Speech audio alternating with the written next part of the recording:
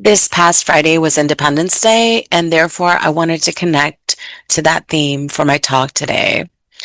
The principle that most fits this theme, and the principle which most spoke to me and kept me coming to a spiritualist church, such as CSE, is principle number 7. We affirm the moral responsibility of individuals and that we make our own happiness or unhappiness as we obey or disobey nature's physical and spiritual laws. Now, I love this topic. I love this topic because freedom is at the center of all I do and all I am. For example, the healing modalities I use in my business honor my clients' freedom. In QHHT, which is short for Quantum Healing Hypnosis Technique, where clients act on the messages they receive is entirely up to them. We practitioners don't push for follow through. The choice is entirely theirs. I also practice freedom in teaching. As a teacher, my methods honor free will and individuality. I never tell my students what to make with the skills I teach them. The results, each work is 100% unique and 100% out of their own minds. Even in parenting, I take the sanctity of freedom very, very seriously. In my Latino culture, it's common to pierce a daughter's ears at birth, but I chose not to make that decision for my daughter. I wanted her to choose what to do with her own body. So what is freedom? Freedom to choose to walk through life either consciously or walk through life unconsciously. Unconscious living is like letting go of the wheel, responding to life without reflection or awareness of your own power.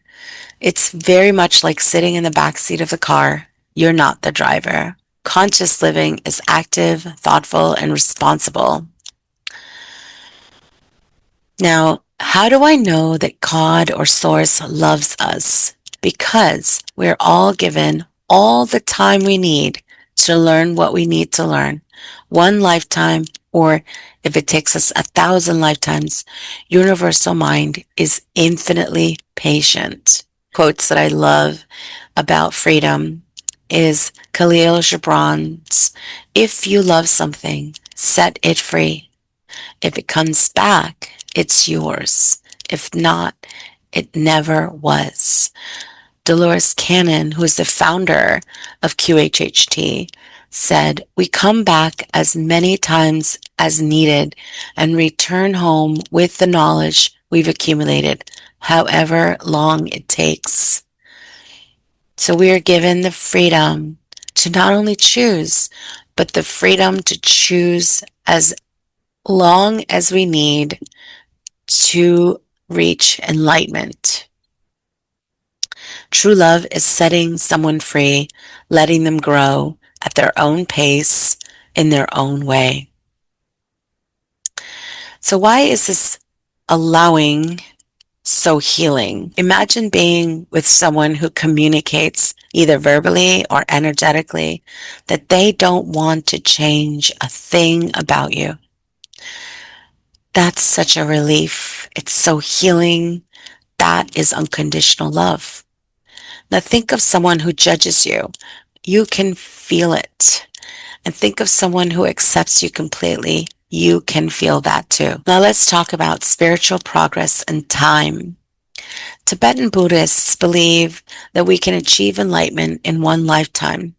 Some of my QHHT clients, however, have lived hundreds of lifetimes, and that's what their higher selves tell me.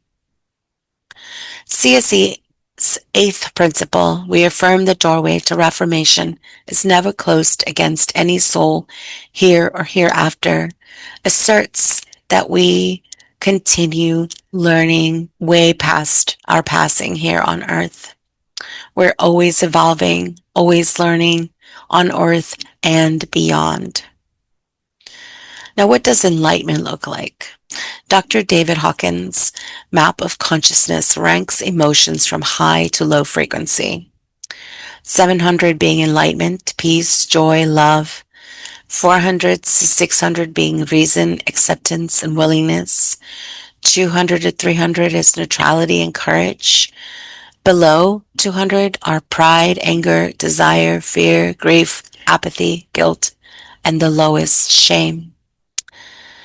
High frequency are expansive in nature, and low frequency are destructive in nature. Now, why does that even matter? It matters because according to Lynn McTaggart's intention experiment, thoughts are energy. They influence reality. What we do matters. What we say matters. Even down to what we think matters. Everything carries a frequency, and this frequency influences our reality. Now, going back to choice, our power of choice. Do we walk through life consciously or unconsciously? Do we respond like a pendulum, back and forth, just allowing life to happen to us? Or do we choose deliberately high frequency actions to everything that happens to us? In my Cognitive Movement sessions, I help clients reach neutrality, which is a calm center, a space to observe and choose rather than react.